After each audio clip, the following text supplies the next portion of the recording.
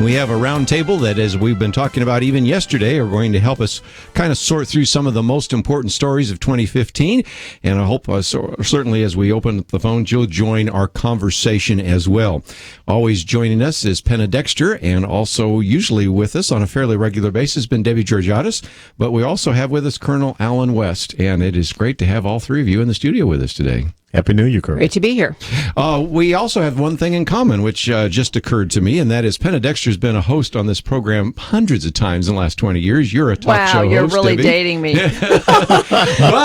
But in addition to two talk show hosts, we have another one. This man was the guest host on Sean Hannity. I'm going to have to learn from you. Oh, my how gosh, to, I missed that. Isn't that You something? didn't miss a lot. I'm sure I did. How fun. So 3 talk show hosts, in addition to me, if you want to count me as 4. So there you go. So all of us have that in common as well. And we'll fight over the mic. That's what that means. Isn't that great, though?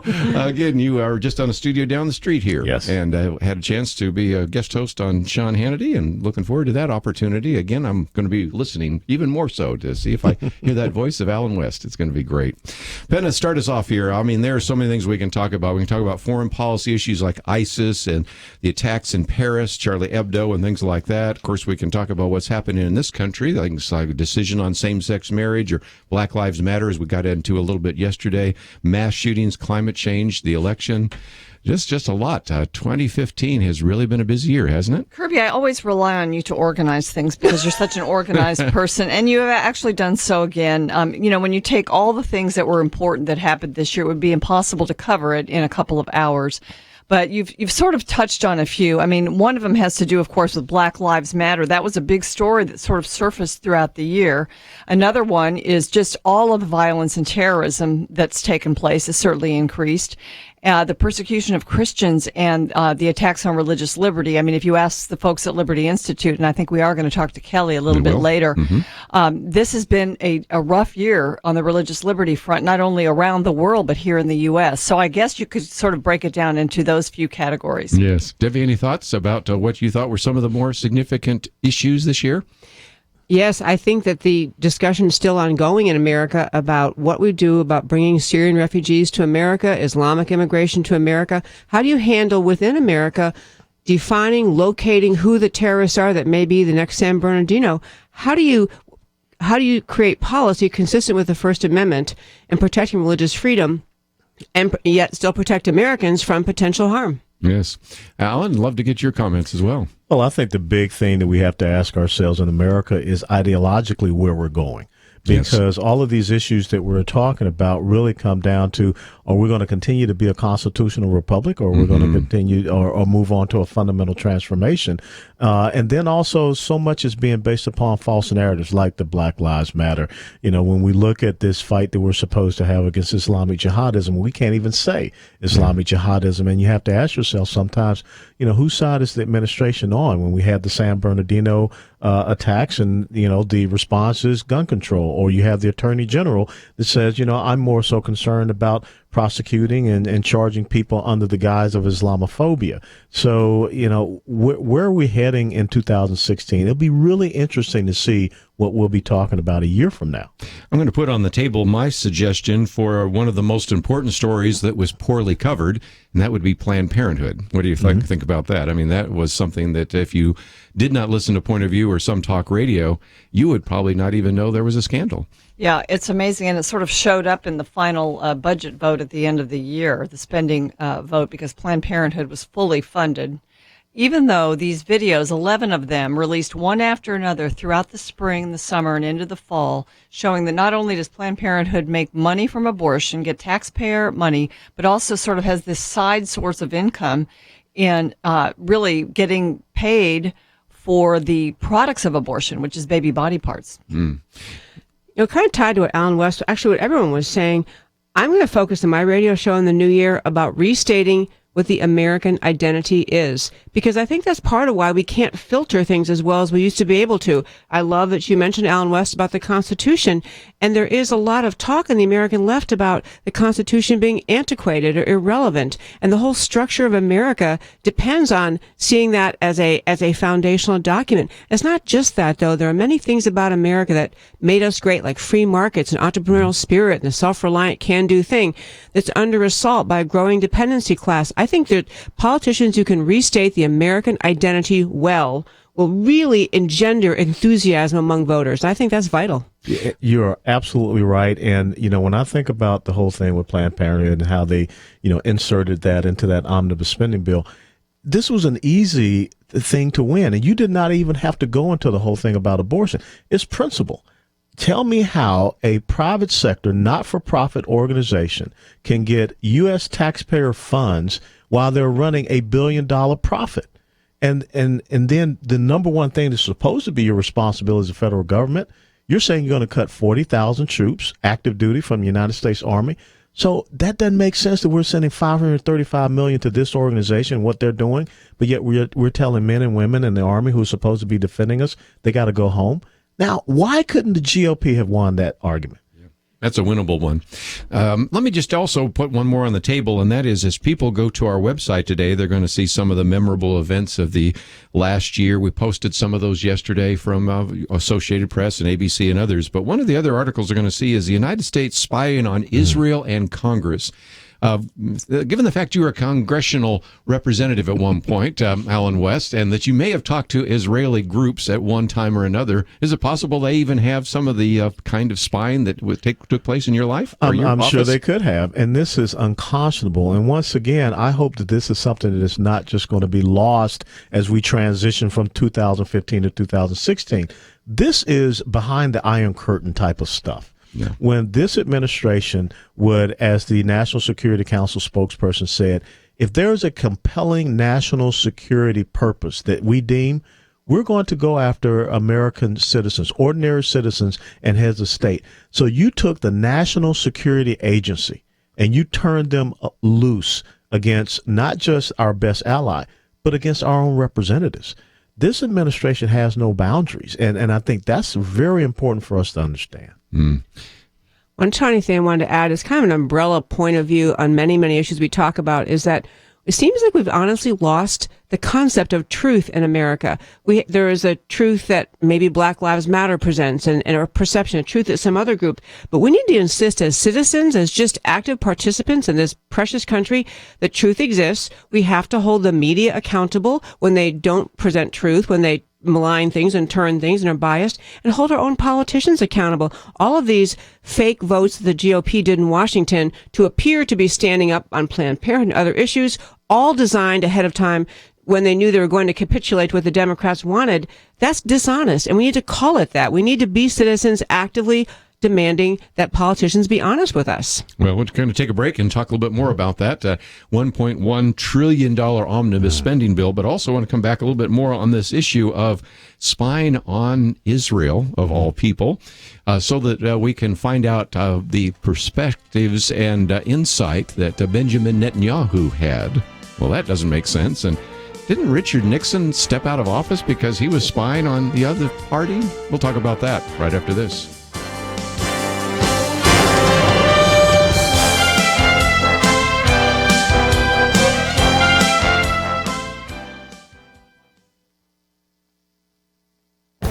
This is Viewpoints with Kerby Anderson.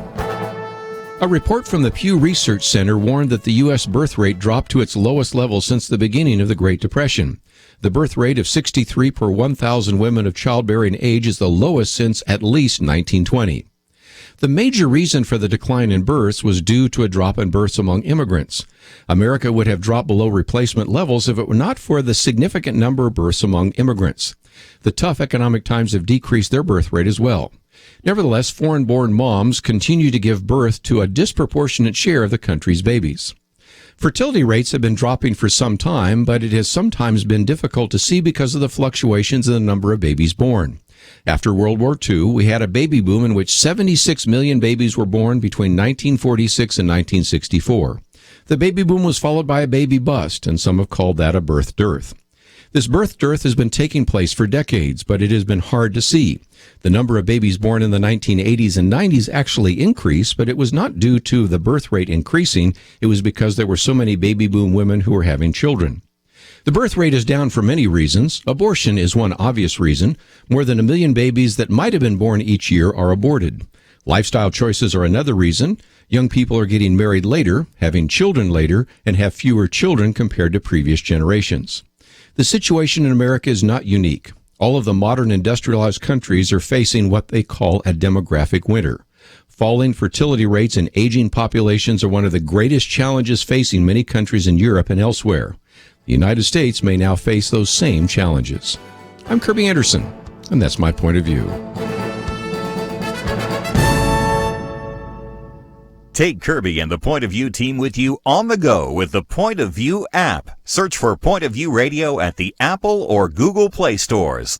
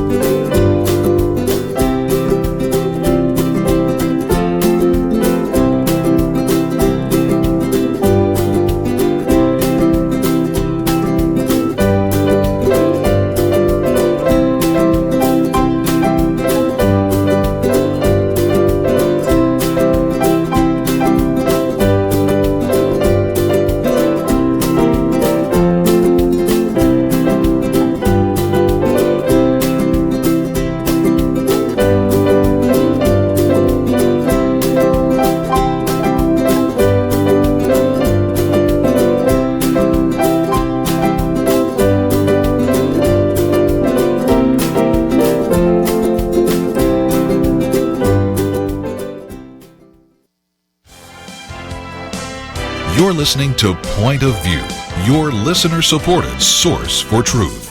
Weekend edition, if you'd like to join us, 1-800-351-1212. Around the round table, we have Penna Dexter, Debbie Georgatos, as well as Colonel Alan West.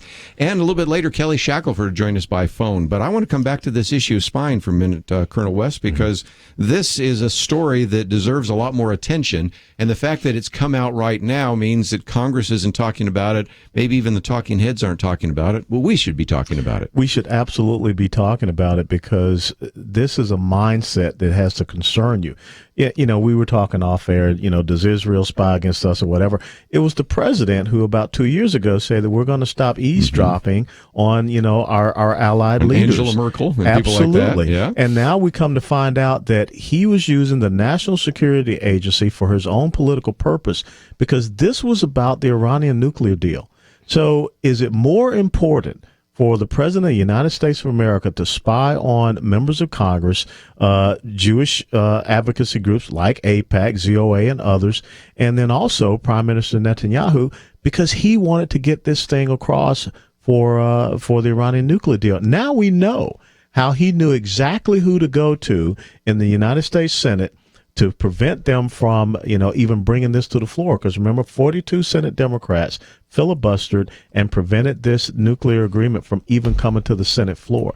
This is huge. I mean, Richard Nixon, that was breaking and entering. This is turning a government agency against the people and their representatives. Yeah, I remember it was such a big deal that John Boehner, then the speaker, brought Netanyahu before Congress to speak. Netanyahu wanted to make sure that everybody had all the information about what this Iranian nuclear deal would do. And he gave the speech. I even wonder, because I think he knew he was being spied on, if his speech was altered, if he gave out less information than he would have if he had not been spied upon. But the words of Obama, apparently he said that the monitoring of Mr. Netanyahu on the grounds that it served a, quote, compelling national security purpose. So, in the name of national security now, he is claiming the right to spy on foreign leaders and members of the House and Senate. But the thing is, it wasn't national security for the United States of America. It was national security for Iran, who has countless amounts of times already violated the provisions of this agreement. I think a lot of the reason this story especially rankles people is that the entire Iranian deal was unpopular, and it is still deeply unpopular. And, at the core, people don't trust this president that he has any ability to distinguish between good and evil or right and wrong. He's more willing to prop up and help the Iranians through this deal than he is to support the right, which most people can see as the right, which is the nation of Israel. And I think it's just the context of this Iranian deal were so outrageous to start with, and to find out the president was so committed to it ideologically, he's willing to contort the law, contort principle, manipulate values to get what he wants. This is his agenda, not standing up for America. We just had the Iranians fire missiles 1,500 yards away from the USS Harry Truman. That was a planned event. They have had 2 previous ballistic missile launches, which is a violation. They have 5 Americans that they're holding hostage. And this president is using the NSA to spy on Israel and our members of Congress. I don't know how you can excuse this. You really can't. And, now we are actually trying to place some minor sanctions back on Iran because of the incidents. Well, not that Iran, were just stated. on individuals that have connections to Iran. We're not doing anything to Iran. As a matter of fact, in 2 weeks, $150 billion is going to go to Iran. That's big bank. Yeah, and they're protesting. Yeah. Just us even calling them on these infractions that Sure. have taken place so soon after the agreement was signed. John Kerry has promised them that the visa waiver program that we're going to institute, that they will not have to adhere to the visa waiver program, that they'll still, anyone traveling out of Iran will still be able to come to the United States of America if they have a dual passport. Wow. Very big issue. And again, if you want to talk about that, we certainly can. But I want to also get to the other one I mentioned a minute ago, $1.1 trillion omnibus spending bill. Funded everything from sanctuary cities to Planned Parenthood. We can go down that long, long list. We were promised, were we not, Colonel West, that we would have what's called regular order. Mm-hmm. You've been in Congress. Explain that to us. Well, regular order means that you have 12 appropriations bills that have to be passed from between the House and the Senate. If there are differences, you have a conference committee. They figure out the differences, and then each one of those bills goes up to be signed. What they do, they don't do their work. They don't do their business. Last year, I'm sure we were sitting around here, we were talking about the Cromnibus bill, where they took a continuing resolution and the omnibus spending bill. And then we got told when we have the new House and Senate and the GOP control, it won't happen. And so what happens now? It happens again. Yes. And people just don't understand. And before that, you had this golden parachute budget deal before John Boehner left the Speaker's office. And so what ends up happening is everything gets thrown and gets dumped into it. And you have the GOP members that are coming out saying, well, we got the ban on the oil exports lifted. Well, you could have done that as a standalone. Yeah. You think about when Chuck Schumer and Nancy Pelosi can stand up and say, thank you. Yeah. We got above and beyond what we could have ever imagined. That is a betrayal of the people that got out and made sure that they could have these majorities. So the question is, what happens? Paul Ryan promises regular order now that he's Speaker. He has lost all credibility. I really do believe he has, just over this most recent deal. And this goes back to one of those big points we were talking about at the start of this show. People have lost faith in the government, and especially in the GOP. Right. Conservatives work very hard to get conservative majority in the Senate, to hold on the House, to expand the majority. So we're supposed to have people taking the values they claim they stand for, go to Washington and stand up for them. And this entire year has been a year of GOP betrayal of conservative values. And this is why, and if we're going to at some point get into the presidential races, but this is why the outsiders, essentially Ted Cruz and Donald Trump, are so popular, because people have lost faith in the GOP having any backbone. And worse than just the backbone issue is the niggling sense that many people in the GOP in Congress actually want the Democrat agenda and many big issues to happen. It keeps them safe. It keeps them in their seats. And they just don't want to really fight because at the core, they're being helped by a lot of the policies they are voting for. So the biggest story of the year is the possibility for change. We have an election in 2016. Yes. Everything's already started. We've seen who's risen to the top. So I think that's the story for 2015 and 2016. We're going to take a break, but when we come back, we're going to have a chance to hear briefly from our good friend Kelly Shackelford, talking a little bit about some of the religious liberty issues. But I do want to come back to the election, because the sense of frustration, okay, the president has acted unconstitutionally. Well, I would depend on the Supreme Court, but the Supreme Court found ways to make an unconstitutional Obamacare constitutional, right, and actually find a way to make same-sex marriage constitutional. So then I'll depend upon the Congress, and then we get the $1.1 trillion omnibus spending bill, and you can see why people are very frustrated, and that's maybe a good explanation for the election that we have in front of us. But this is the last day of 2015, and we just really wanted to encourage you to actually take action immediately. We need your help. Point of View relies, of course, on your financial support to continue to operate, and a lot of that income, and we figured it out, anywhere from 10 to 20% comes from just the last couple of days of December. I had no idea that it was that high. And the numbers I just got, this has come in so far, we're down to a need of about 179,000. Now, that doesn't include some of you that may have mailed something the last couple of days. And so that's a workable number, given the fact that so many of you tend to wait to the very last day of December. We've seen this before in our Truth Team 360. So we're at 179,000. And again, your gift will really help continue changing lives. And if you go to our website right now, you'll see that link that says Changing Lives, Changing the Nation. We have a video there from Sean McDowell, but in the past we've also had some from Vicky Garza. Of course, we've had Kelly Shackelford himself talk about how he really caught the idea for actually speaking out on religious liberty issues by listening to this program. And I even mentioned some others that started pregnancy centers. I spoke at one this fall that started back in the 1980s listening to this program. So please take a moment right now, go to the website, pointofview.net, and you can make an online gift. All you have to do is click on that button that says Changing Lives, Changing the Nation. Or, of course, you can also write to us. It's Post Office Box 30, Dallas, Texas, 75221.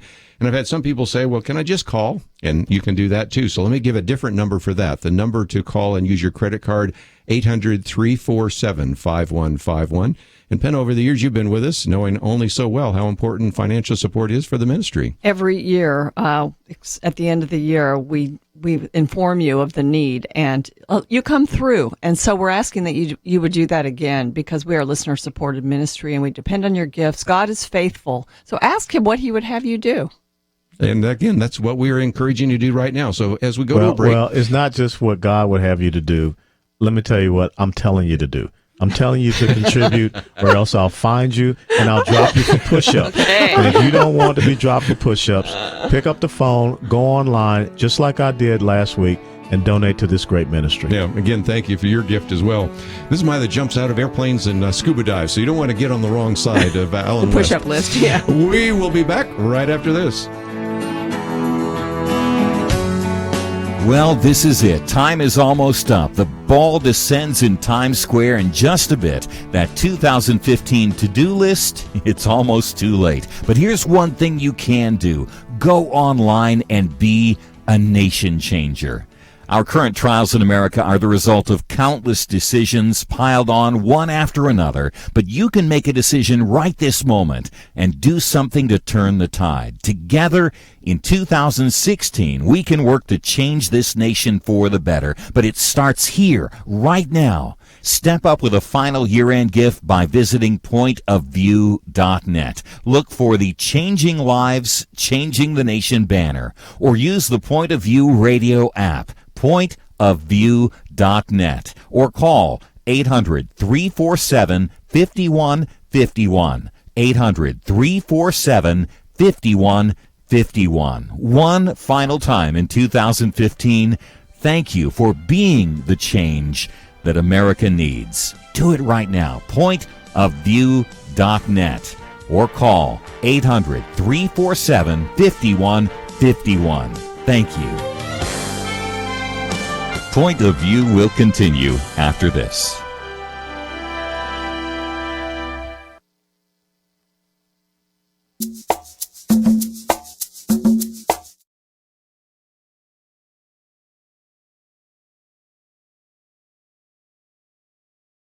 We clearly live in difficult times, especially for Christians. Sometimes it feels like the culture is just turning against us quickly. We need to speak up with compassion, but we need to speak up with truth in the way that Jesus did. That's one reason why I'm a big fan of Point of View, is they're dealing with cutting-edge, controversial subjects that the church sometimes doesn't want to deal with. But they do their homework, they do it informed, they also do it in a way that's practical so we understand the issues but know what we can do about them.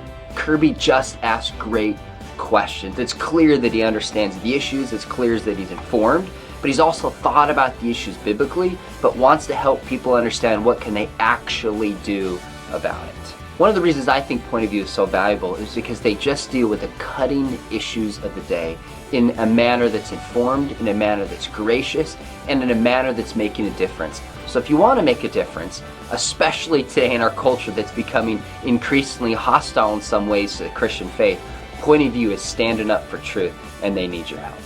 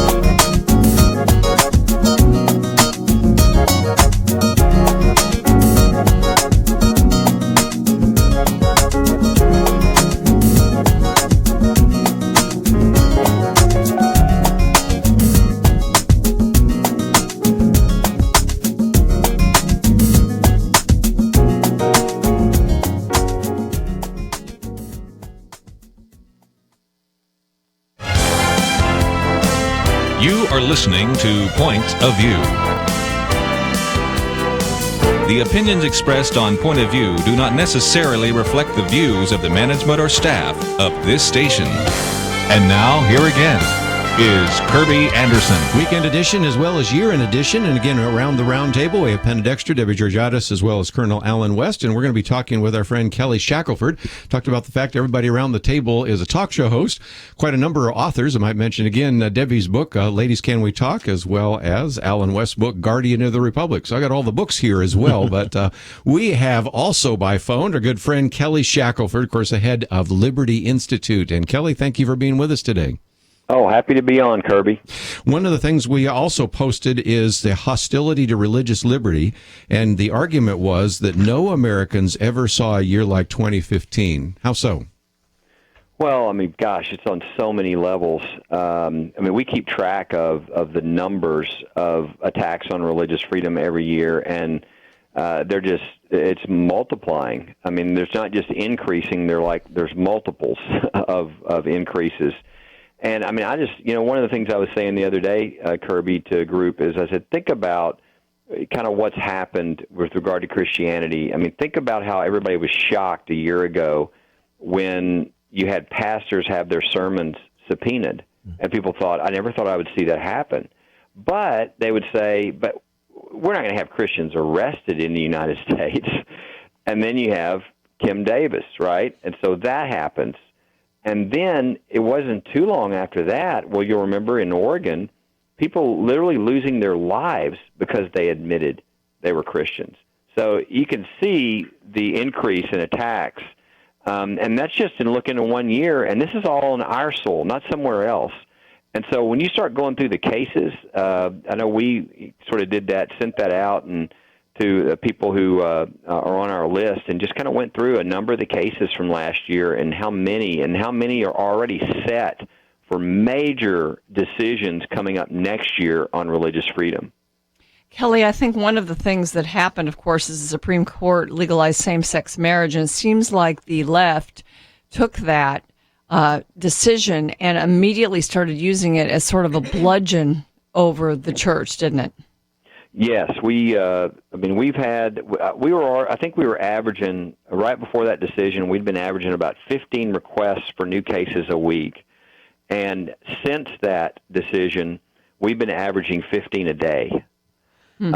So it's just exploded because, again, I mean, almost everybody sees where this is headed. And, the oral argument itself, right? You got the Solicitor General of the United States during that argument saying to Justice Alito, who essentially asked him, well, if we do this, if we say that, it's now a federal constitutional right, gay marriage is, then don't we have to go after the tax-exempt status of all the groups out there? And everybody's shocked. The Solicitor General didn't say, oh, we're not going to go that far. His answer was, that will be an issue, Justice Alito. That will be an issue. And so it's just the beginning. We've now seen what is happening. I know you, Penna, reported in your own commentary about a group of LGBT leaders months ago after this decision announcing that they would end religious freedom as a defense within 3 years, that was their mission, their goal, and that they had raised millions of dollars and would be setting out to do that. And we now see in recent articles and reports they're referring to religious freedom as, quote, discrimination.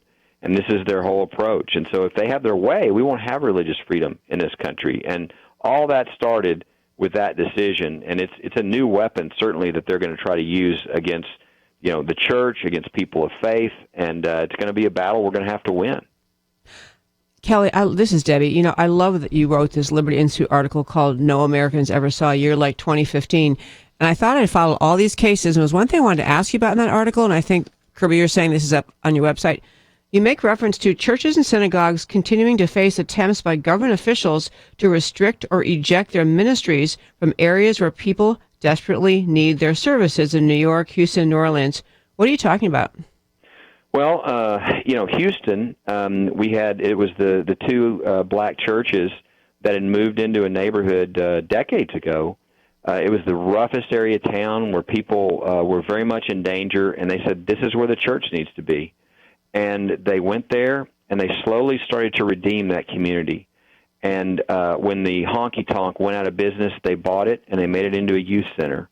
And they started taking back their community one area at a time, and it got so much better that the city of Houston said, hey, this is now valuable property. And so they literally came to the churches, the pastors, and said, you need to sell us your property, but if you don't, we're going to take it because it's now valuable and we can use it for taxpayer purposes. And we literally had to go into court to defend the right of these churches not to be bulldozed, and ended up winning. But again, that's something we didn't used to have to fight, the right of the church to be the church and to not have its building taken over and bulldozed because the city thinks it's going to make some tax money off of something. And, of course, the New Orleans one you mentioned there was just before Christmas. We're still representing them. And this is a church that has not only been criminally charged, but the pastor has been fingerprinted because they said their service was too loud. and they're applying a noise ordinance against the church that they don't apply against, like a lawnmower, which is much louder, demolition, construction. I mean, there's all these exceptions, but there's no exception for the church. And so they have literally fingerprinted the pastor. And this is in the New Orleans area we're talking about. This is not some, I mean, I can't imagine a place where there is more noise around in the area and in the communities yet. Yeah. This is what the church is going through these days. One last quick thing. I appreciate your spelling those out. I think that when people listen to cases like this, you can see both sides. I mean, eminent domain. But really what you're pointing to is just such a profoundly important thing, which is it's a change in kind of the political culture, that the assumption about the value and place of church, that it used to just say, man, church and First Amendment means not just freedom of religion, but it means we respect in church, we honor it, we protect it. And this is kind of like agreeing slowly with the left's derision of church and demeaning of church, so that you say, well, yeah, church is a good thing, but man, maybe the eminent domain is more important. And it's a reflection of the decline in culture of respect for freedom of religion. It's an amazing thing.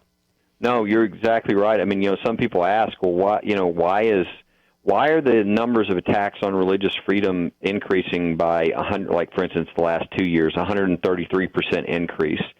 And one of the short answers is it's because as we, as a culture, have a culture that moves away from God and the Judeo-Christian principles upon which our country was founded, there's less respect for the church, and you see these type of really crass attacks on the church, and really they're very foolish. I mean, if the city really understood what the church did and the value, even in monetary dollars, to the community, by the lives that are changed, the reduction in crime, the less health and welfare, and all the things that the government is going to have to provide if the church isn't there, they would never mess with the church. But it's this really crass and a lack of any respect for the church and for religious freedom upon which our country was founded.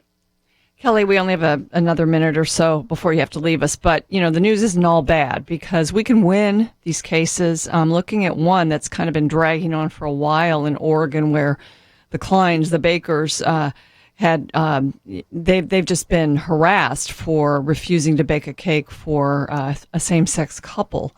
But even a case like that, where the state has really come down against them, there's hope, isn't there? There is. That's one of our newer cases where they've just switched lawyers, and we're going to have the privilege of helping them out. They're a wonderful couple. It's just outrageous that because they wouldn't participate in a gay wedding, that not only has their business been bankrupted, but they've been fined $135,000. And originally were even told that they weren't allowed to speak on the issue in public, which is just an incredible violation. Sounds like of the the People's First Republic of Oregon. It does. Mm-hmm. And so we've got a great team, and we're going to do everything possible in appeal to get a victory for the Kleins. And it's just a really important case about the future of our country and whether religious freedom is going to be cast aside in the new political correctness of gay rights and what we saw at the Supreme Court. Well, again, one of the things we've been talking about, it's the end of the year, so I certainly encourage you not only to support Point of View, but Liberty Institute. And, of course, we have the president of the National Center for Policy Analysis. All of us depend upon those year-end gifts. And, Kelly, I'm just thrilled that you're representing Aaron and Melissa Klein. We've had Aaron Klein on the program. All of us around the table have met them, and it's just thrilling. And wish you well. Happy New Year, and we'll see you again. Happy New Year to you, and I encourage everybody to support Point of View. And now's a key time, the last day. We certainly understand that. We're going to take a break, and when we come back, we'll spend a little bit more time talking about some of these issues, especially election 2016, since that seems to be a theme here. If you don't like what happened in 2015, there's a solution. It happens in November of 2016. Some of it happens in March of 2016. We'll talk about that right after this.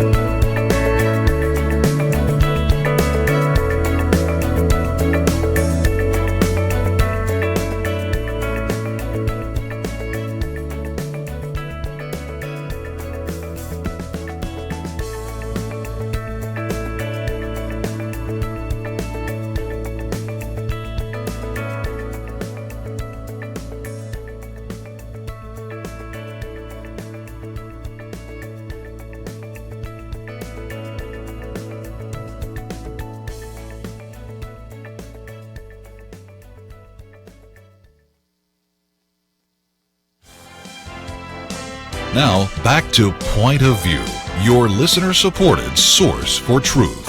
Back again, and if you'd like to join our conversation, 1-800-351-1212. Probably take more phone calls in the second hour, but we wanted to give you a chance to hear a little bit about not only a week in review, but a year in review. A couple of things I wanted to put on the table. Alan, let me come to you for just a minute, and that is election 2016.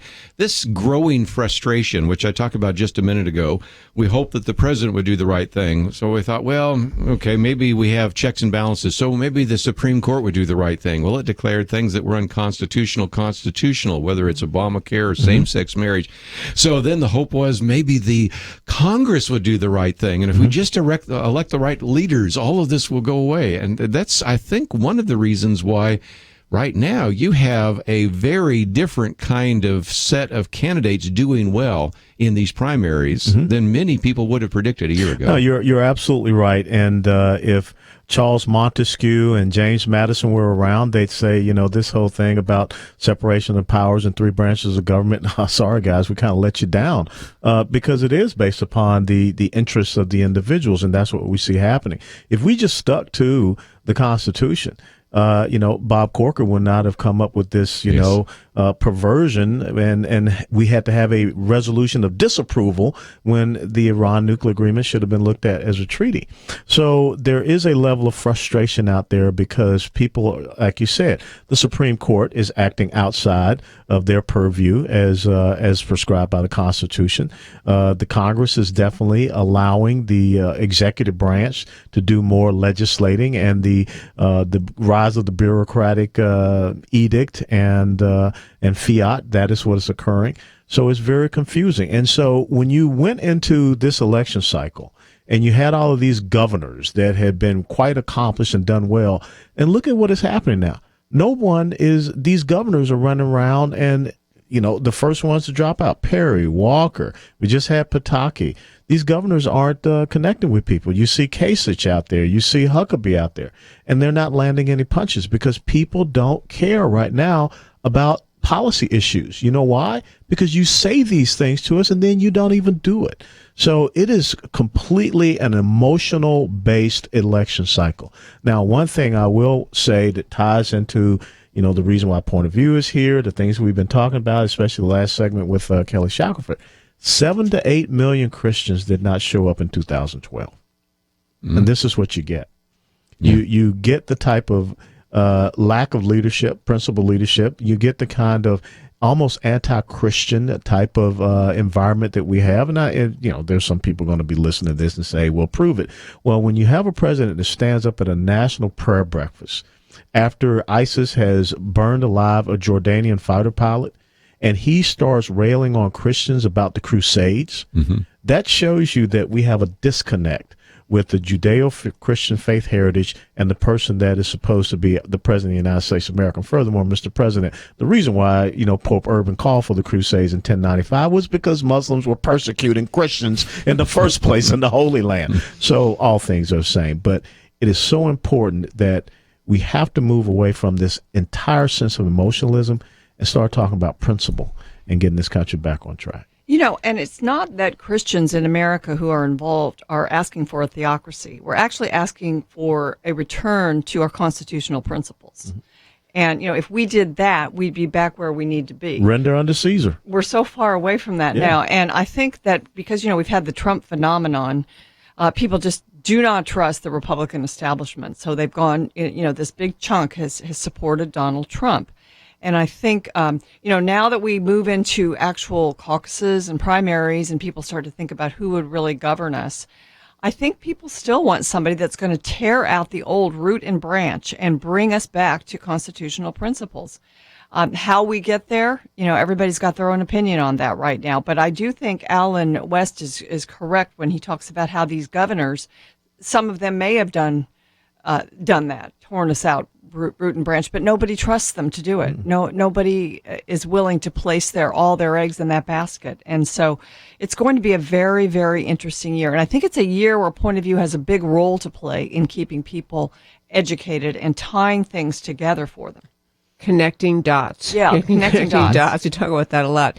I think in this particular election season, Donald Trump, and I'm not a supporter really, but he is able to make people feel like America's good. He's kind of in an unspoken way reassuring people, you're right when you want to have the America of our founding back. You're right when you want to have the Constitution followed.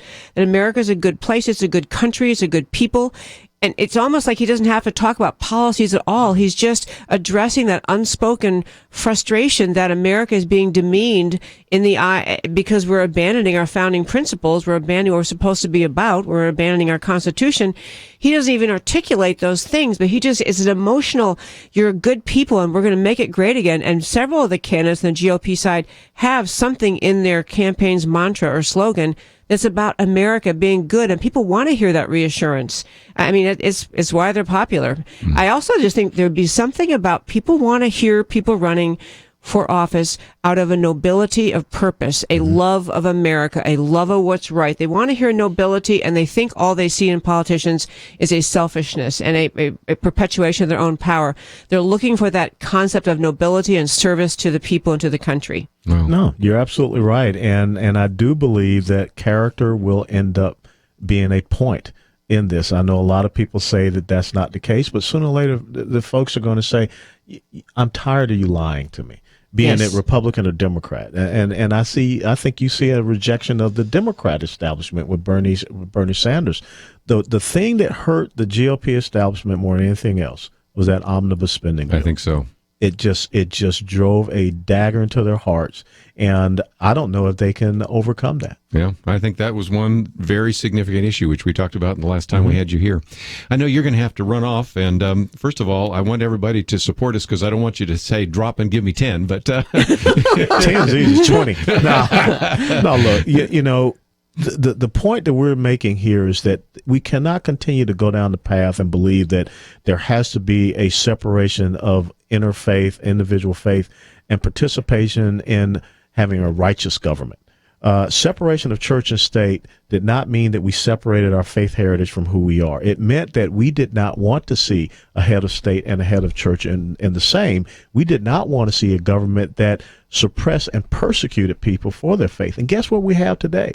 We have that. And so it's so important that we have this organization point of view. And the fact that I can come here and talk about, these critical policy issues with you, that's how we connect the dots. And that's how we have to get people inspired to get out there and participate in this system called American politics. You've heard us talk about the fact that we really do need to change the nation. And one of the things we think is if we can change lives, we change the nation. And we've told some incredible stories the last couple of weeks here about Kelly Shackelford and Vicky Garza. Today we have Sean McDowell on there, as well as other videos that we've played, just talking about individuals whose lives were profoundly impacted by the fact that they listened to Point of View. And because people gave in the past, their lives were changed. And as you give, you're certainly going to impact lives right now and in the future. And so we encourage you, as we go to a break right now, to make an online gift, and you can go to pointofview.net.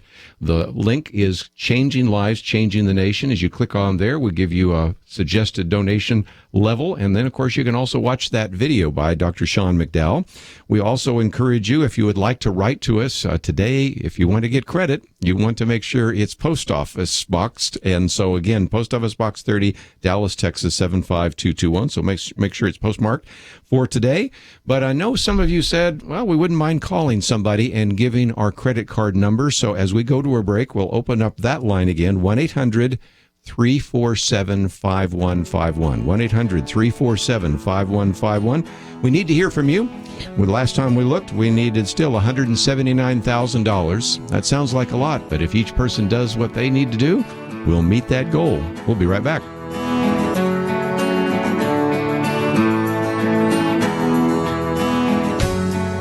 Well, this is it. Time is almost up. The ball descends in Times Square in just a bit. That 2015 to-do list, it's almost too late. But here's one thing you can do.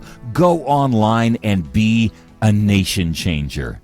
Our current trials in America are the result of countless decisions piled on one after another, but you can make a decision right this moment and do something to turn the tide. Together, in 2016, we can work to change this nation for the better, but it starts here, right now. Step up with a final year-end gift by visiting pointofview.net. Look for the Changing Lives, Changing the Nation banner, or use the Point of View radio app, pointofview.net, or call 800-347-5151. 800-347-5151. One final time in 2015, thank you for being the change that America needs. Do it right now. Pointofview.net, or call 800-347-5151. Thank you. Point of View will continue after this.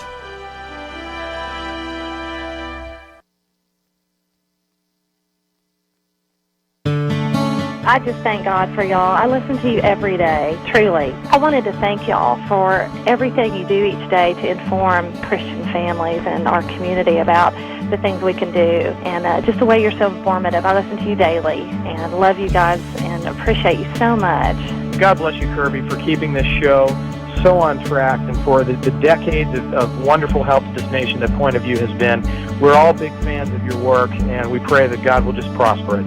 As a Christian, over the years that I've followed this program, I am constantly challenged to be on guard and to evaluate what's going on. And if for no other reason, to protect the caliber and the truth of your programming, I need to participate and to back your program financially to ensure that the truth stays out there for people to hear, to view, and to be a part of.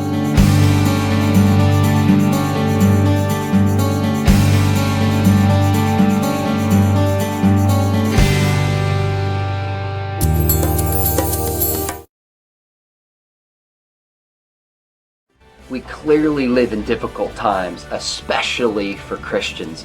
Sometimes it feels like the culture is just turning against us quickly. We need to speak up with compassion, but we need to speak up with truth in the way that Jesus did.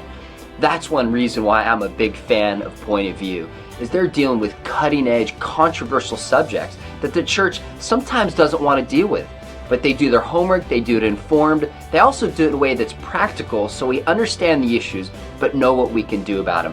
Kerby just asked great questions. It's clear that he understands the issues, it's clear that he's informed, but he's also thought about the issues biblically, but wants to help people understand what can they actually do about it. One of the reasons I think Point of View is so valuable is because they just deal with the cutting issues of the day in a manner that's informed, in a manner that's gracious, and in a manner that's making a difference. So if you want to make a difference, especially today in our culture that's becoming increasingly hostile in some ways to the Christian faith, Point of View is standing up for truth, and they need your help.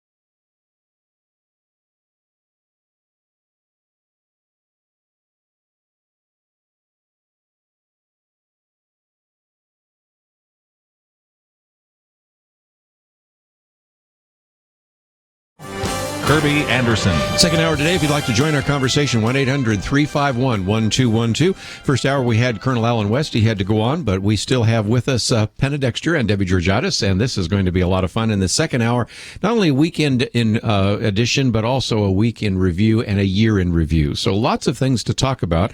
But I thought before we got into some of those issues, one of the things I've been talking about, ladies, is the importance and value sometimes of common sense, of thinking through the issues, and really the value of talk shows, since we're all talk show hosts around here.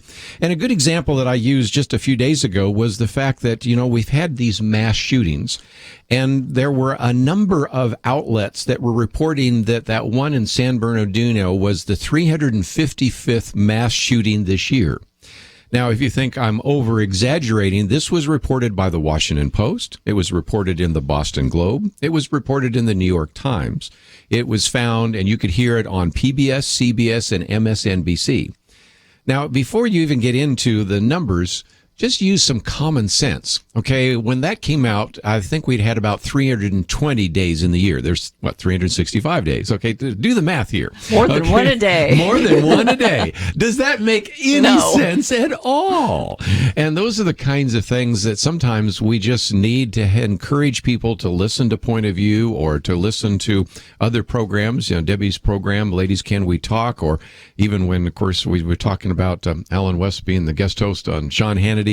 And just think this through. But of course, our good friends at Mother Jones, I'm being facetious, of course, actually went through and said, well, this count is way off because they actually use any kind of shooting, even a gang fight in Sacramento restaurant at 1 a.m. to be considered a actual mass shooting. And frankly, I think Mark Fullman, the editor there, is being charitable because really this comes from a group pushing gun control and created a website tracking mass shootings. But the point I'm making is, in this election year and every time we hear a news story, I think it's important to go back and check your facts. And I just think this is a good example of people that were in journalism actually typing on the monitor or typing in their webpage or typing into their news story 355 mass shootings this year without even thinking it through. Yeah, even thinking that couldn't be right. The article I think you're referring to, and I really encourage our listeners, I'm sure it's up on the Point of View website. It's just such a good article with a lot of great points. It's called The Year of Hysteria. And we posted it yesterday. Yeah. It's just such a good article because it really captures so many problems we have in discussing political issues in America. It points out that when you can create hysteria, people wound up and excited and angry and upset. To summarize what he says is hysteria doesn't know when to stop. They just get people worked up, doesn't care about facts. You then believe anything because you're worked up emotionally. It's an organizing tool for people. They use people to organize them into standing for something when they don't even know what they're talking about. It's an organizing tool and you're standing strong for something and it's used as a weapon. And this is a really vital thing in an important political year to recognize, are you listening to someone who's actually portraying and laying out facts and making an argument that, this is what our Constitution says and X is what's happening and here's what I think? Or are you getting drawn into an emotional hysteria conversation where you kind of feel like you have to agree with whatever the person's saying or else you're intolerant or ignorant or some other bad thing? And the other thing, this article, I love, Kerby, I'm so glad you found this article. The other thing that when people can get you hysterical, they will do things like demand immediate action as a sign of kind of moral purity. That was such a good point. This is a terrible thing. We demand you do this, and you don't even stop to think what they're demanding. Often in American political conversation, they create figures to hate. They stir up hysteria, and this entity, this person, this organization, so bad, and you're worked up into anger, and you're not even stopping to think, wait, what is it that actually happened here? But this working people up, it deprives you of reason. I actually took notes. I'm reading for our listeners. Some perfectly good college presidents have lost their jobs this year. Well, University of Missouri, wasn't it? University of short-circuiting the cost-benefit analysis, just thinking through issues. There's often not perfect answers to any issue, but if we do this answer, what's the good, what's the bad, what will come out, versus just these hysterical warnings given, then you say, oh my gosh, we have to drop everything. That's especially true on climate change. You have stop everything or the world's going to end. And then you think, oh my gosh, I better stop everything. And then no, let's actually go back and look at the facts. It was such a good article about how to have political conversation, how to recognize when you're being duped. And you mentioned earlier, Debbie, in the program about the importance of truth. And I think that's true. And this was Rich Lowry that wrote this on National Review, and he's a thoughtful guy. He's the editor of National Review. But we've lost a sense of, I think, sometimes we've lost true journalism in many cases. We've got people, because we have so many journalists out there now, and it's good because we have a lot more sources for our news than just the basics who are controlling everything. So that's good. But also you need that sense of investigative journalism to look into things that are said, make sure they're true before just repeating them. And so we've got to, I think we need to encourage that. And those who are still doing that, they may not be paid the big bucks like they once were, but we need to encourage it. Yeah. You mentioned the author of this particular article, again, called The Year of Hysteria. He often has wonderful pieces. You can actually start, if you're really conscientious, researching online. You start to recognize writers who are thoughtful and tell you the truth. And they will also give you sources so you can go look up for yourself. You're not just taking their slogans or summaries for granted.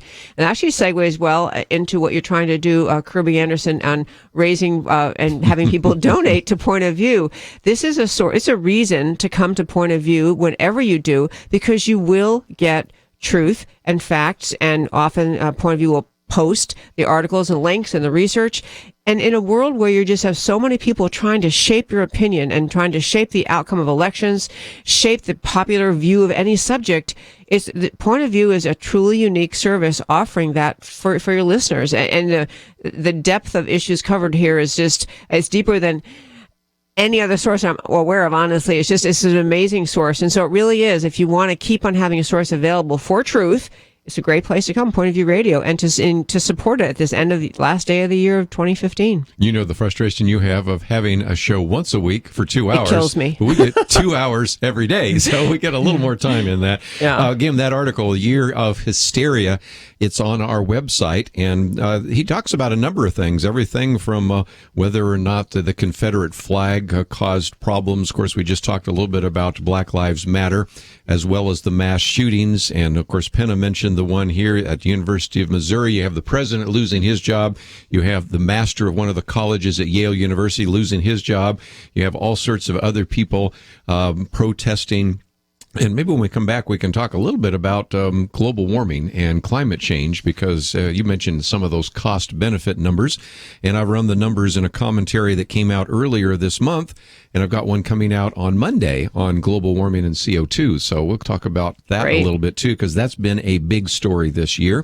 And if you'd like to join us on any of the topics we've put on the table, and there have been many, 1-800-351-1212. If you want to just sit back and listen, that's the case as well. We're coming to the end of 2015, looking back over some of those stories which we've covered, and in some cases covered better than the mainstream media. One of those I mentioned, Planned Parenthood, and a few of the others fit into that category as well. Let's take a break, and we'll come back, continue our conversation with Penna Dexter and Debbie Georgatos, and we'll take your phone calls right after this.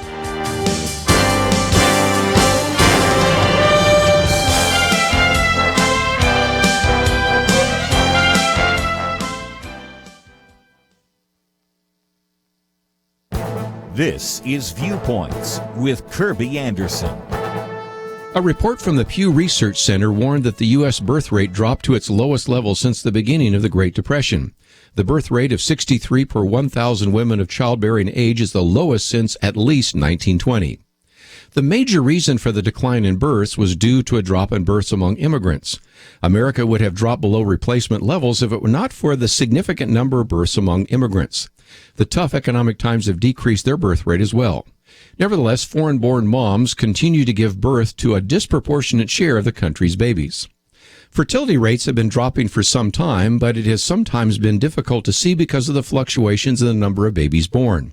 After World War II, we had a baby boom in which 76 million babies were born between 1946 and 1964. The baby boom was followed by a baby bust, and some have called that a birth dearth. This birth dearth has been taking place for decades, but it has been hard to see. The number of babies born in the 1980s and 90s actually increased, but it was not due to the birth rate increasing. It was because there were so many baby boom women who were having children. The birth rate is down for many reasons. Abortion is one obvious reason. More than 1 million babies that might have been born each year are aborted. Lifestyle choices are another reason. Young people are getting married later, having children later, and have fewer children compared to previous generations. The situation in America is not unique. All of the modern industrialized countries are facing what they call a demographic winter. Falling fertility rates and aging populations are one of the greatest challenges facing many countries in Europe and elsewhere. The United States may now face those same challenges. I'm Kerby Anderson, and that's my point of view. Take Kerby and the Point of View team with you on the go with the Point of View app. Search for Point of View Radio at the Apple or Google Play stores.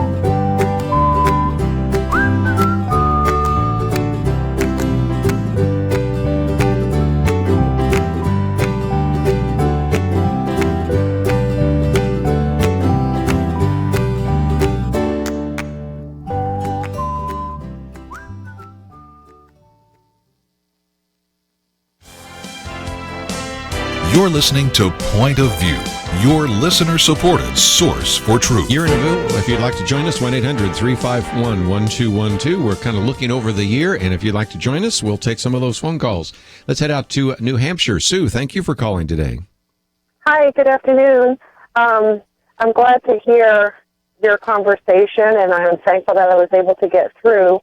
I just would like to share the knowledge that I've come to learn over the past 3 years, and which has led me to deep concern and prayer over the global warming or geoengineering, however you want to approach it. I've observed planes in the sky over New Hampshire, and I've just been so in disbelief over learning about geoengineering. Not sure if you're familiar with it. You're worrying about the contrails and things like that? Is that what you're talking about? Yep. They're not contrail. They are actually. We have every country that's part of NATO is doing engineering our weather. They're manipulating our weather. Yeah, I've got some questions about this. Why don't you share with us maybe online some of the things you found, because there have been a lot of people I've looked at that have had real questions about some of that research. So that might be a conversation we can have another day. But I wanted to get back to this issue of climate change, if for no other reason than after we have an attack in Paris, we bring all the leaders of the world together, not to talk about terrorism, but to talk about climate change. Has that caused you to be kind of scratching your head a little bit? Well, I just kind of take it down to control. And I think the environmental agenda many times, it sounds like it's great to conserve resources, to keep things clean and pollution free and all of that. But when it's used as a mechanism for controlling people's actions, for making things illegal that are legal, for putting everything under the rubric of this idea that you can actually control the climate, or you can, by your actions, make sure the planet warms or doesn't warm, and those types of things. I just think it's another mechanism for a global, or at least a very strong centralized government to be able to control people's actions. And so, when the UN meets in Paris to try to place these rules on foreign countries, I think it's another time when we have to dig deep into the truth and find out, what they're really trying to accomplish. One of the questions that I've raised before is when people first started talking about global warming, a couple of years before, they were talking about global cooling for very good reasons. And a lot of it has to do with the fact that maybe we've got everything reversed. When I was in graduate school, I remember looking at these graphs, and it showed the increase of CO2 in the atmosphere, and you could also see the increase of temperature. So we assumed that CO2 was producing the increase in temperature. But only years later did it really occur to me, maybe it's the other way around. Maybe the increase in the temperature is increasing the CO2. In other words, as the temperature goes up, it warms the oceans. 3/4 of the world is ocean, by the way, and that some of the CO2 that's dissolved in the water comes out. So maybe we were looking at the cause and effect the wrong way. Well, certainly, if you go back and look over time, and my commentary coming out Monday talks about this, we had a very warm period during the Middle Ages. It's called the medieval warming period. It's about as warm as it was right now. And as a result, then it got cooler. We've had an ice age. None of this had to do with the Industrial Revolution because all of this happened before. And I point out in the commentary, for example, that there were parts of the Netherlands that disappeared underwater during that warming period that have reemerged. You also have a place in Belgium. This was called the Venice of the North, which was a seaport. Now it's 10 miles away from the seacoast. So you can see that the oceans have come up and down, temperatures have come up and down, and all of that happened long before we had people flying airplanes, as Sue was talking about, or before we had SUVs, or before we had coal-fired plants. So I think we have to recognize the planet has been changing in its temperature, and a lot of those changes had nothing to do with human activity. I was also going to mention on my show, Ladies Can We Talk, I've had a congressman who heads up the House Science Committee named Lamar Smith talk about, because he's held hearings with the EPA officials and also NOAA. I'm not going to get the name right. National Oceanographic Administration.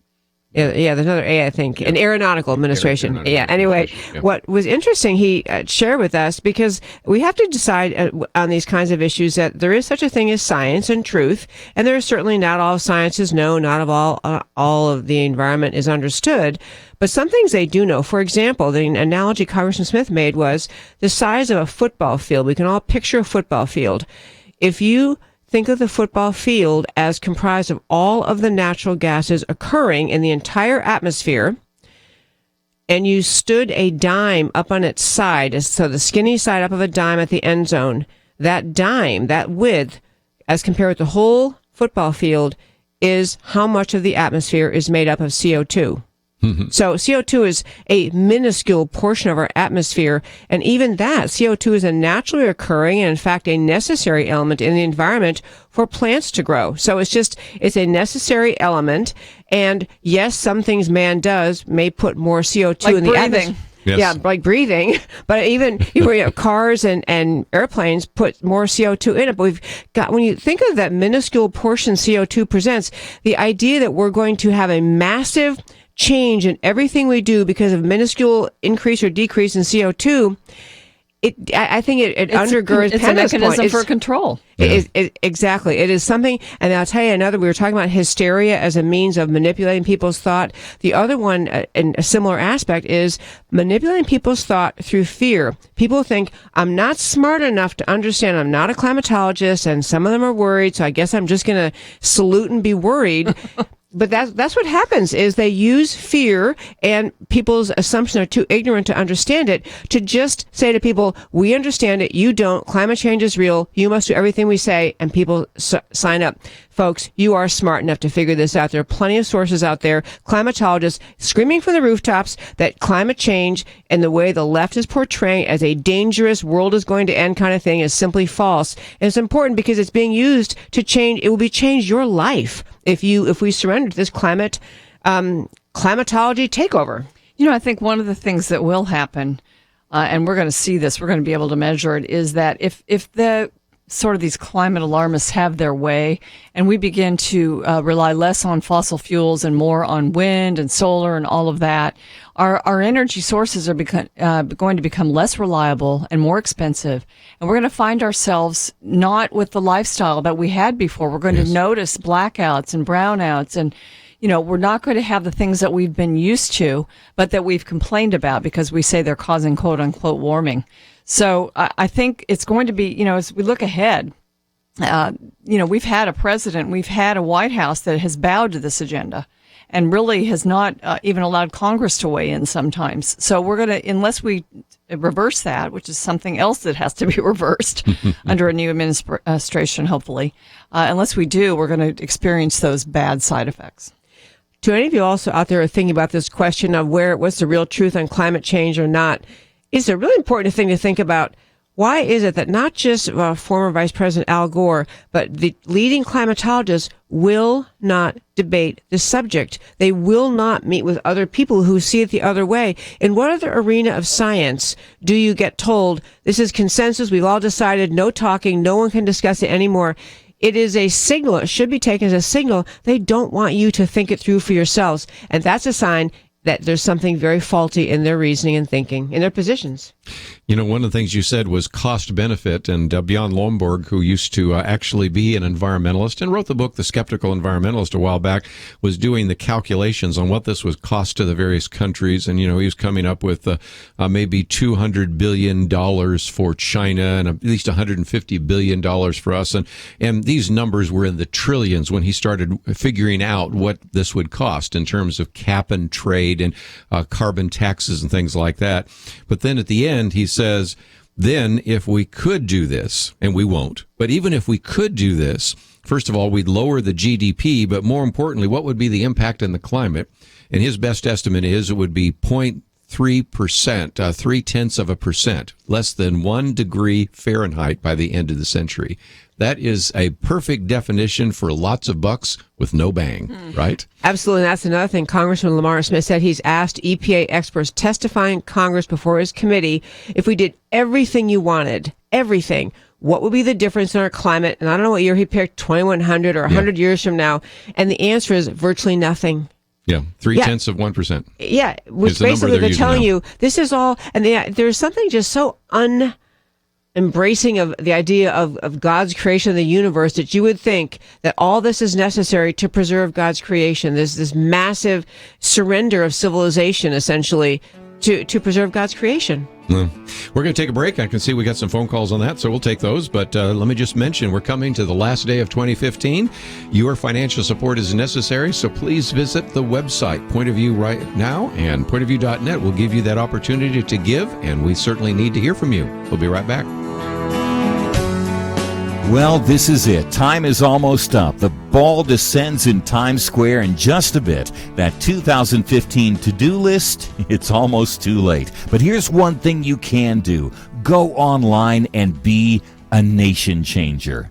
Our current trials in America are the result of countless decisions piled on one after another, but you can make a decision right this moment and do something to turn the tide. Together, in 2016, we can work to change this nation for the better, but it starts here, right now. Step up with a final year-end gift by visiting pointofview.net. Look for the Changing Lives, Changing the Nation banner, or use the Point of View radio app, pointofview.net, or call 800-347-5151, 800-347-5151. One final time in 2015, thank you for being the change that America needs. Do it right now. Pointofview.net, or call 800-347-5151. Thank you. Point of View will continue after this.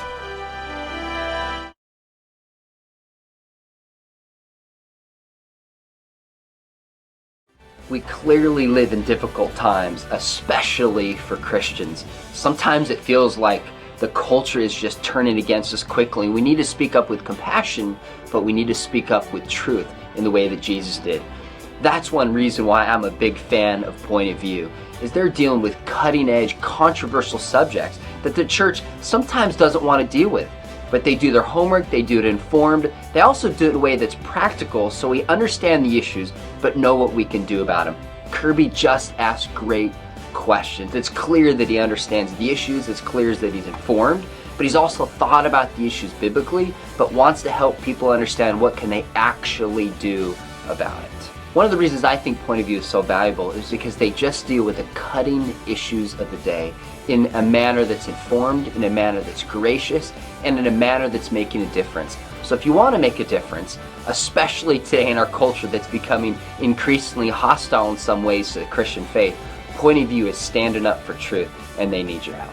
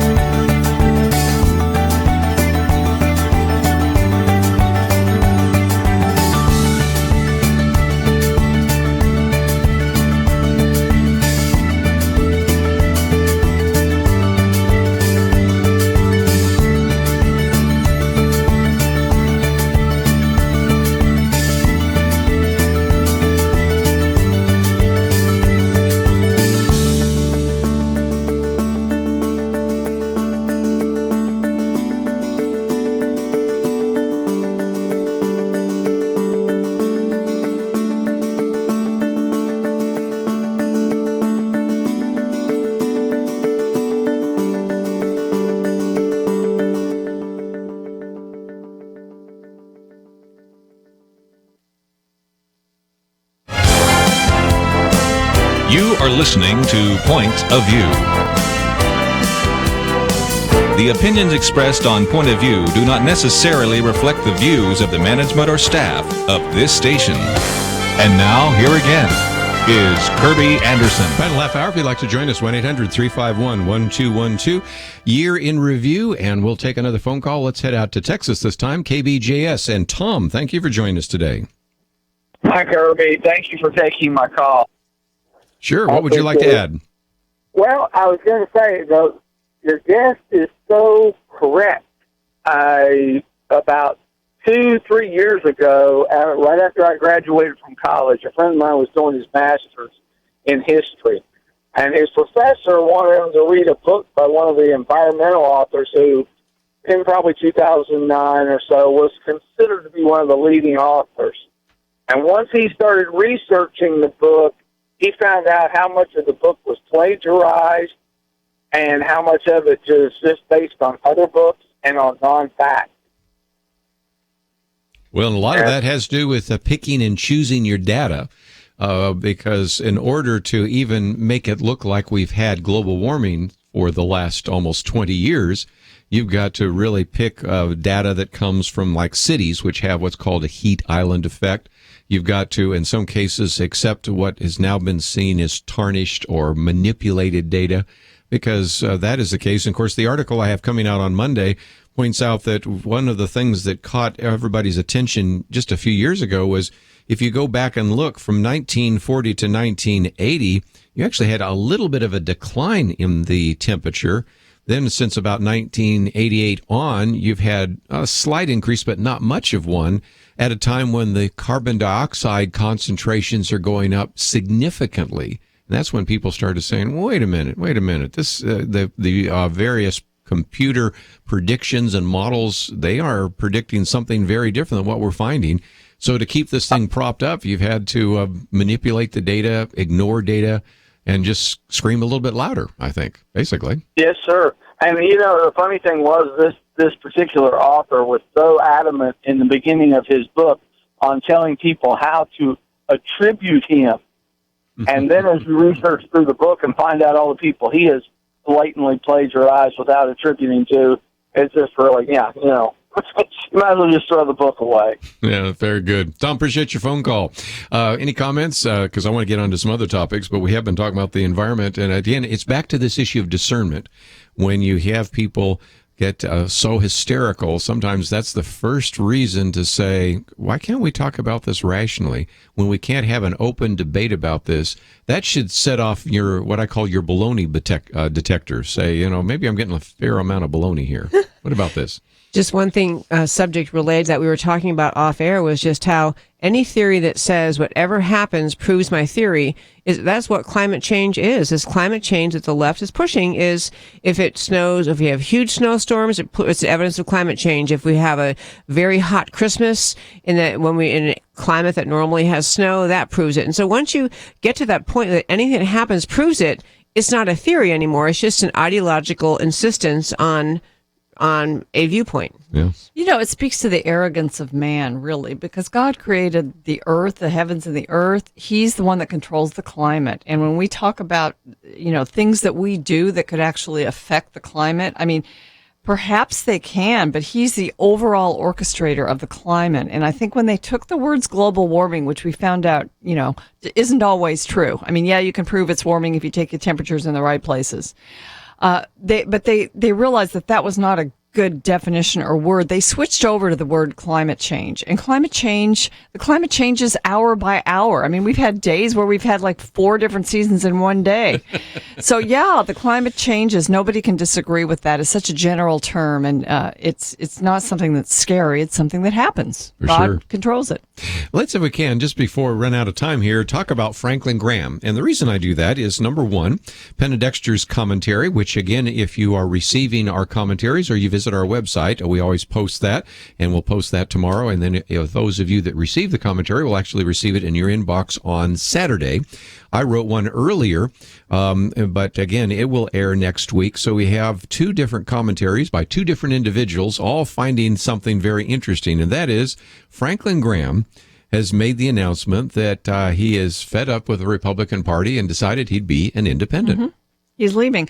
And, really, we talked earlier in the program about all these videos that came out from Planned Parenthood showing this trade in body parts, added on to everything else they do. And so we had a lot of politicians standing up and saying, we've got to defund Planned Parenthood. We can't have federal money going to this organization. And they were just gaining a lot of political attention and points for doing that. And then what happens? We have the spending bill.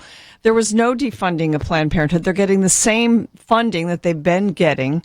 And I think that was for Franklin Graham, that was the straw that broke the camel's back. And he just, he made this announcement on Facebook. He's going to leave the party. He'll become an independent. And let's see his quote. I've got it somewhere here because I put it in my commentary. He said that I have no hope in the Republican Party, the Democratic Party, or the Tea Party to do what is best for America. And, I do. I think Franklin Graham just sort of takes certain opportune moments to make pronouncements. And this was an action that sort of put his money where his mouth is for him to leave the party. And the other part of it that he did was he said that people should pray about running for office. Yes. So he wanted to see, he didn't want his announcement to turn people off of politics. To the contrary. get involved, make a difference. If you're a believer, you have a stewardship. So run for office and you can have an impact. Let me pick that up because I think the exact quote, I put it here because I thought it was so important, is that he said, unless more godly men and women get in the process and change this wicked system, our country's in for trouble. So I want to challenge Christians, and I love this, even pastors across the country, to pray about running for office where they can have an impact. They need mayors, county commissioners, city council members, school board members who will uphold biblical values. And, you know, we had the other day Ron Kelly on the program, and he talked about how each church can start one of these cultural impact teams, and he's done that at Prestonwood Baptist Church. We've also had Pastor Lewis Hogan. He's calling together 30,000 pastors April 9th of next year to get these pastors together to pray. We talked about Gary Frazier and George Barna working with pastors. It seems to me that pastors are kind of the key, and I thought it was kind of interesting that Franklin Graham said, you know, if you're out there, we need you to run for office. I don't care if you're a pastor. You should still run for office. And frankly, doesn't disqualify you. If we'd had pastors run for office and we're in the Houston City Council, do you think they would have been subpoenaing the pastors' sermons down there in Houston? Don't think so. So what about that? You know, is it okay for Christians to get involved? Okay for pastors to get involved? It seems to me that Franklin Graham has given up working with party politics, but he hasn't given up having Christians be salt and light. He hasn't given up on America. He just wants America to get back on track. You know, there were times in the Revolutionary War, in fact, I think Rafael Cruz tells a story in his speaking about America, how early on pastors would speak to their congregations and tell them what had to happen and take off their robes and get out there and into the fight. There is not any reason for a distinction that way. And I don't know if we'll get to talking about it much, but maybe plant a seed for a future discussion. This time in the presidential election on the Republican side, there are still, 14 are still left in, or 12, how many are left? And there's a lot of talk about, who's the genuine Christian. And in Iowa caucuses, you have Ted Cruz and the three people I want to mention, Ted Cruz, Mike Huckabee, and Rick Santorum, who are all kind of dancing around the question, who's the most earnest and genuine Christian, who's got the right position with respect to life, the right position with respect to marriage, and willingness to kind of use theology to argue who's on the wrong side of things. And this is why clarity of thought is so important, because, whatever else you think on those issues, and obviously around this table, we're supportive of just the pro-life position, and supportive of traditional marriage. But there's an important thing in understanding in America, as Penna was saying earlier, we're not a theocracy. We don't say the church runs the country, but our values are informed by the Christian founding ideas of our country. They're informed by the scriptures, the Old New Testament. That's where our culture and our society comes from. So listening to the criticisms back and forth, are probably out of time in this segment. We may not get to it, but it's a really vital thing to recognize, because some of the arguments being made are really honestly kind of false. They're just not there. And it's important to recognize when people are being told that someone is not being true to theology. We're not trying to have a theocracy. We're trying to have a person rooted in truth and bring those policies and argue for their embrace by the American society. Yeah, well, certainly is something that we should be paying attention to. And we're going to be paying attention to Iowa only a couple of weeks from now. Isn't that amazing? Sure. It is just amazing. And even more so by the 1st of March. Look at all the primaries there. So this is going to come fast and furious. We'll have a lot to talk about in January, won't we? And so 2016 is going to be very interesting. Let's take a break, though. We'll come back and kind of sum up a little bit of what has been happening in the year 2015, but also just wanted to sum up kind of how you can support us. We would love to finish this year, which is only a few hours old now, before we're out of 2015 and into 2016. So I want to talk about where we are in terms of some of the fundraising, and also give you a chance to respond. All that coming up right after this.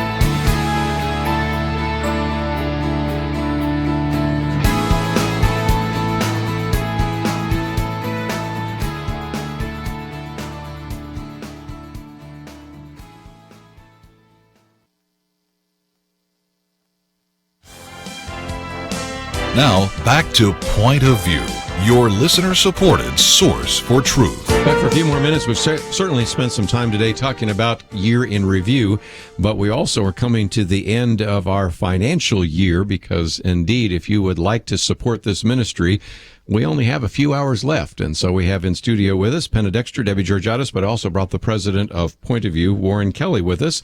I gave the number of 179,000. Is that at least close to accurate on how much we still need in terms of financial needs and things of that nature? We have had some people calling in and making gifts with their credit card over the phone over the last couple of hours, and we've seen a few gifts come out online. So I don't have exactly, but that's still pretty close. Yeah. We're still pretty close to 180 that we need to finish out the year. By midnight. By midnight, yes.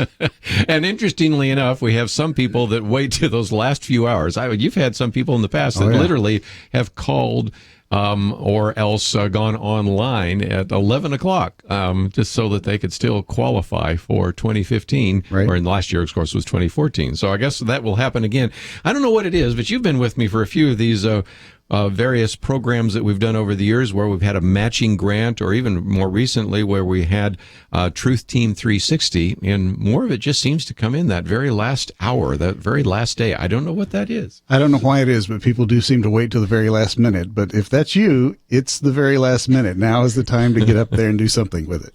Well, again, I want to go around the roundtable. Penna, you've been around for years and certainly can speak to the value of supporting a ministry like this, and I'd love to get your thoughts, because what we've been talking about is changing lives, changing the nation. And we recognize that we've got all sorts of stories to tell about individuals whose lives were changed by listening to Point of View.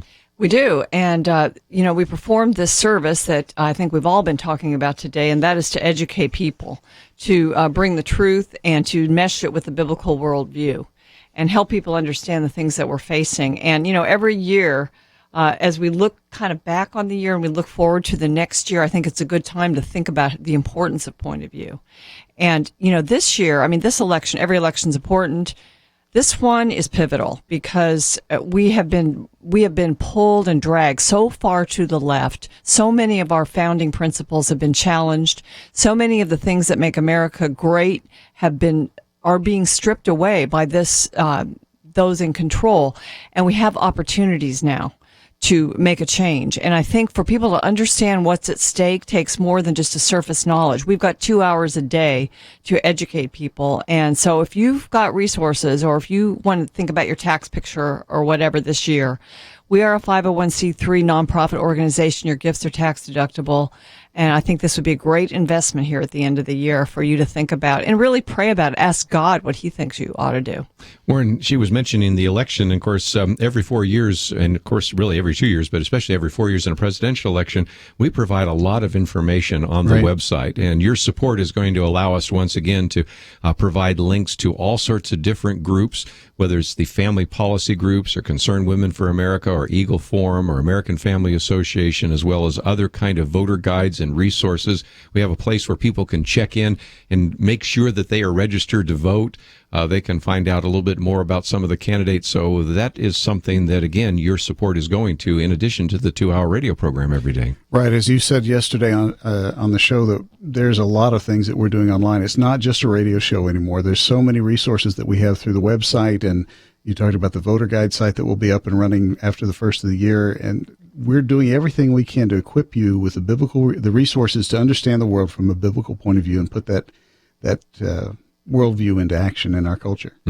Debbie, you've talked about truth, and that's certainly one of the things you talk about on your radio show, but you come on here and see, again, we're just trying to help people understand biblical truth, how to know how to articulate a biblical point of view, how to defend a biblical point of view, and really, as you've heard us talk about today, to develop some level of discernment and common sense in the midst of all sorts of competing messages out there.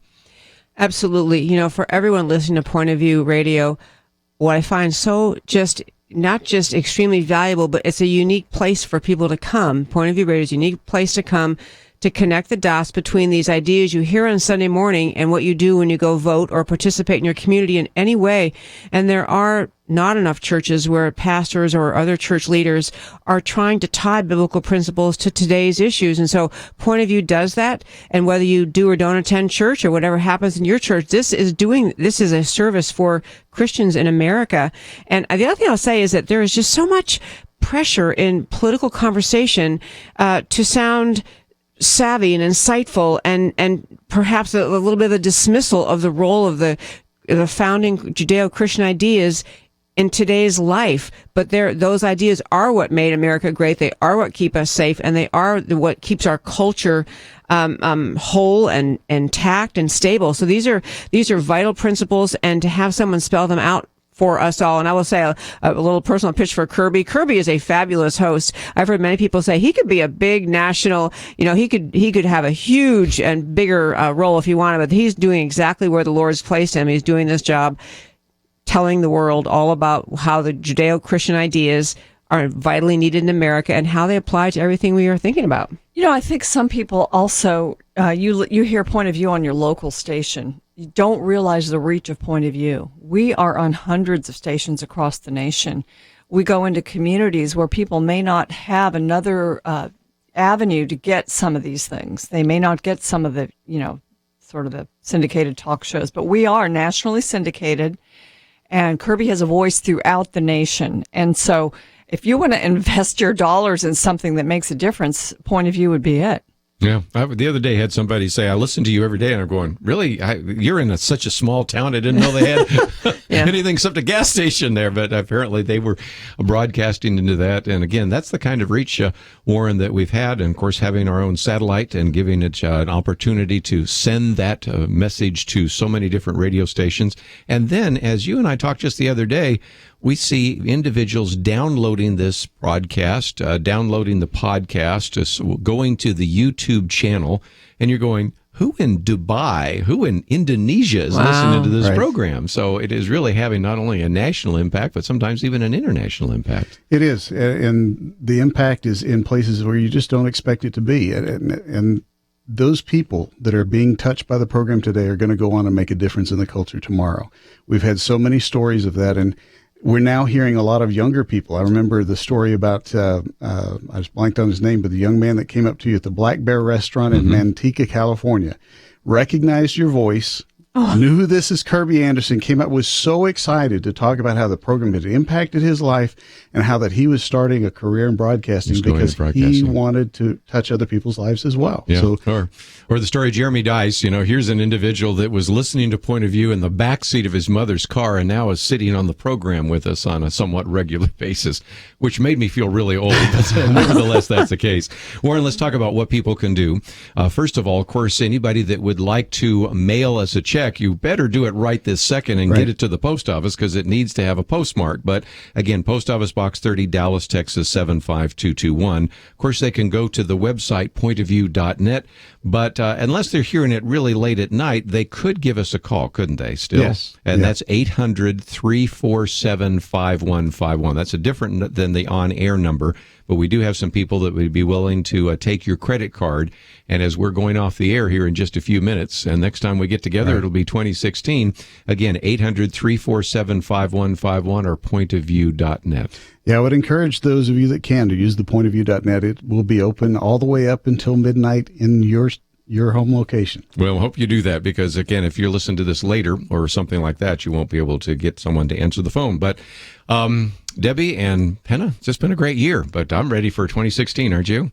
Lots of challenges ahead. We'll be ready. Yes. Happy New Year. Yeah, Happy New Year. Happy New Year. And it is going to be busy because, as we said, this election is going to take a lot of time and energy, but all the other issues we've talked about today certainly are relevant as well. I want to thank everybody around the roundtable that's joined us today, and also want to thank Andrew, Catherine, Shamila, Rob, everybody that's been involved in the process, and have a wonderful day. Happy New Year. We'll see you in 2016.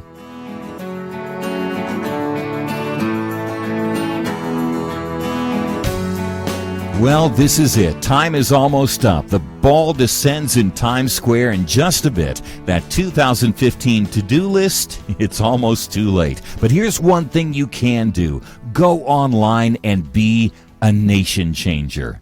Our current trials in America are the result of countless decisions piled on one after another, but you can make a decision right this moment and do something to turn the tide. Together, In 2016, we can work to change this nation for the better, but it starts here, right now. Step up with a final year-end gift by visiting pointofview.net. Look for the Changing Lives, Changing the Nation banner, or use the Point of View radio app, pointofview.net, or call 800-347-5151, 800-347-5151. One final time in 2015, thank you for being the change that America needs. Do it right now. Pointofview.net or call 800-347-5151. Thank you. Point of View is produced by Point of View Ministries.